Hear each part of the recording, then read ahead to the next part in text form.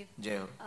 कहा जाता है कि ब्रह्म मुहूर्त में देवी देवता निकलते हैं तो ज्यादातर इंसान सोता रहता है, पर मेरा ये प्रश्न ये है कि 2 महीने से मैं ब्रह्म मुहूर्त में ही उठ रही हूँ, क्या कोई प्रभु का संदेश है जो मुझे उठा रहा है? 3 बजे के लगभग नींद खुलना, अदृश्य शक्ति के संपर्क का आना, ऐसा बहुत रिसर्च हुआ। कोई चेतन आत्मा बहुत कनेक्ट जब हो जाती है, सिद्ध आत्मा या सिद्धि की आत्मा या कोई भगवत प्रेरणा द्वारा आत्मा, तो वो 3 बजे के लगभग नींद खुलाती। तो 3 बजे नींद यदि रोज खुले तो उसको आप ऐसे ही ना समझें, नॉर्मली ना समझें, कुछ बड़ा संकेत है। उस वक्त बिस्तर छोड़ करके ध्यान में बैठें तो शायद आप समझ पाएंगे कि वो आत्मा कौन है। तो ब्रह्म मुहूर्त में यदि आपकी नींद खुल रही, भला है। धन्यवाद प्रभु जी। खुश रहो। अमृत बेला है ब्रह्म मुहूर्त। प्रणाम गुरुदेव। जय हो। मैं आपसे ये पूछना चाह रही थी, मन में एक संशय था। जैसे हम यहाँ पे रोज कथा सुनने आ जा रहे हैं, आज भी आए हैं, तो हमारी शाम की संध्या वंदन तो हो ही नहीं पाती है। रात को 10 बजे कथा भी बंधन से कम है क्या? नहीं, वो तो ठीक है, लेकिन यदि घर में हम रात को 10 बजे पहुँचते हैं तो दिया ना जलाएं तो चलेगा कि रात को जला सकते हैं? जब जाओ तब जलाओ। ओके, ठीक, धन्यवाद। आज हम सुबह जब थे तो बहुत थकावट थी, कोल्ड बहुत था, तो हम अपने बच्चों को बोल रहे थे कि आज हवन हम रात को करेंगे। बाद में हम करके आए हवन, भोजन करना था तो हवन करना जरूरी था, लेकिन हमने कहा कि यदि हम ना कर पाए तो रात को आके कर लेंगे। तो जरूरी नहीं, जब टाइम मिले। ये भी तो पूजा ही है, इसको भी संध्या बंदन ही मानिए। जी धन्यवाद। सीताराम गुरु जी। सीताराम। जैसे कहा कि बच्चों को अगर हम शुरू से संस्कार दें, अगर हनुमान जी की जो भी हम पूजा वगैरह करवाएं उनको, लेकिन जैसे कुंडली दिखाते हैं समटाइम, तो वो बोलते हैं कि आपके बच्चे की कुंडली में ये है कि या वो ऐसा कार्य करेगा या ऐसा दुष्कर्म करेगा, तो उस चीज का क्या इलाज है कि बच्चा बच सके? कुंडली में 9 ग्रह होते हैं, उनको नवग्रह कहते हैं। क्या कहते हैं? नवग्रह। नवग्रह। नवग्रह के ऊपर एक 10वां ग्रह है, उसका नाम है अनुग्रह। अनुग्रह। भगवान का अनुग्रह हो जाएगा, सब राइट फाइट हो जाएगा। ठीक है गुरु जी। सीताराम।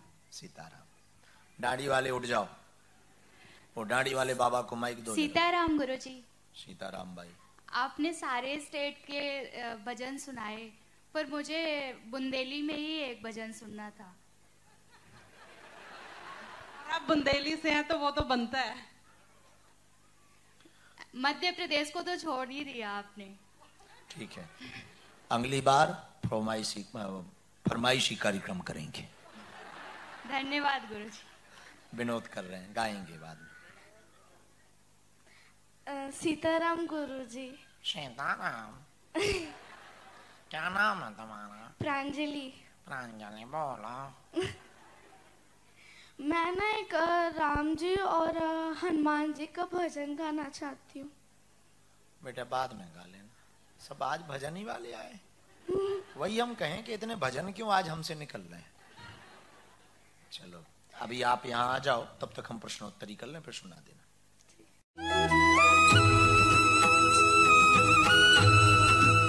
एक आदमी की घरवाली बहुत पीटती थी, क्योंकि घरवाली गुजरात की थी। प्रवीण भाई, हो सकता है ये तुम्हारी कहानी हो। नहीं, तुम्हारी नहीं है। हाँ, तुम्हारी वाली तो ठीक है ना, मजे में। कहाँ की है तुम्हारी वाली? गुजरात में कहाँ की? कच्छ की है तो ठीक है। कच्छ के बारे में हम ज्यादा नहीं बोल सकते हैं, क्योंकि हमारी यजमान जी का ज्यादा नहीं बोल सकते। उनके घर पे अभी 2 दिन हमें पाना भी तो है, भूखे थोड़ी मरेंगे। कच्छ के बारे में, कच्छ बहुत अच्छे। तो एक आदमी की घरवाली बड़ी खतरनाक थी। वो थी गुजरात में, कहाँ की थी? कच्छ हो गया, भुज हो गया, अरे बड़ोदरा की थी, पर थी गुजरात की। बहुत खतरनाक थी, रोज पीटती थी। और पीटना भी चाहिए, कोई बड़ी बात बुरी बात नहीं। एक व्यक्ति कह रहा था कि आप तुलसीदास जी की इतनी महिमा सुनाते हो, तुलसीदास जी की महिमा थोड़ी है, वो तो पत्नी ने डांट लगाई तो तुलसीदास बने। हमने कहा भाई साहब, यदि डांट लगाने से कोई तुलसीदास बनता होता तो आज घर घर तुलसीदास होते। डांट क्या, कुछ लोग तो बेलन चिमटा भी खा जाते हैं। वो तो तुलसीदास के अंकल भी बन गए वो तो बाबा तुलसीदास डांटता तो ठीक है, तो उसकी घरवाली बड़ी खतरनाक रोज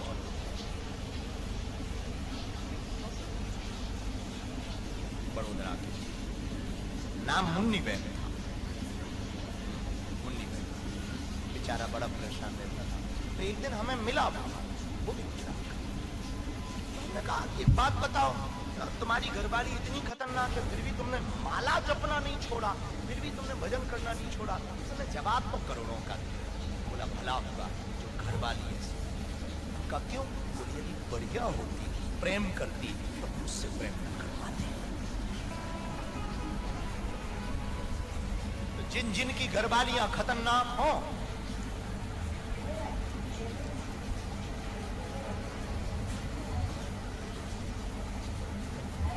समझदार को सारा काम हमारा ट्यूशन लोग।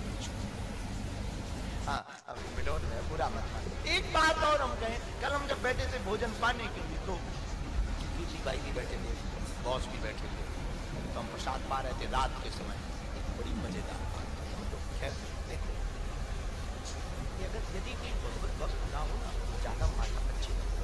2-4 बार समझाओ, जब वो ना समझे ना तो खुद को समझाओ।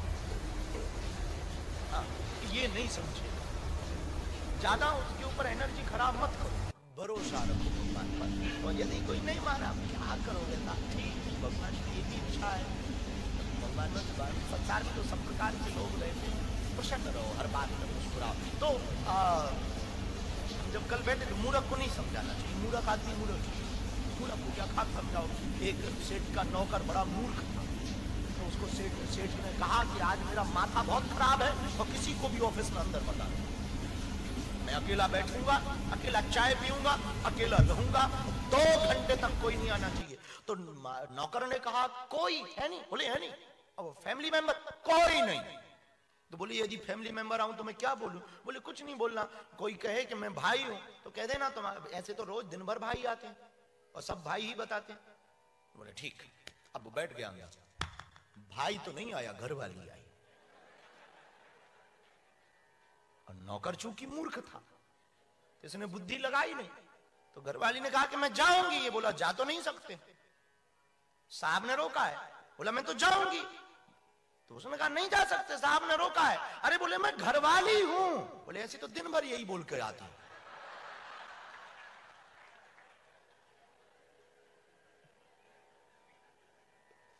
उस दिन के बाद वो कभी भी ऑफिस में नहीं बैठा। हमको पता लगा वो सेठ भी गुजरात का था। विनोद है मेरे पागल।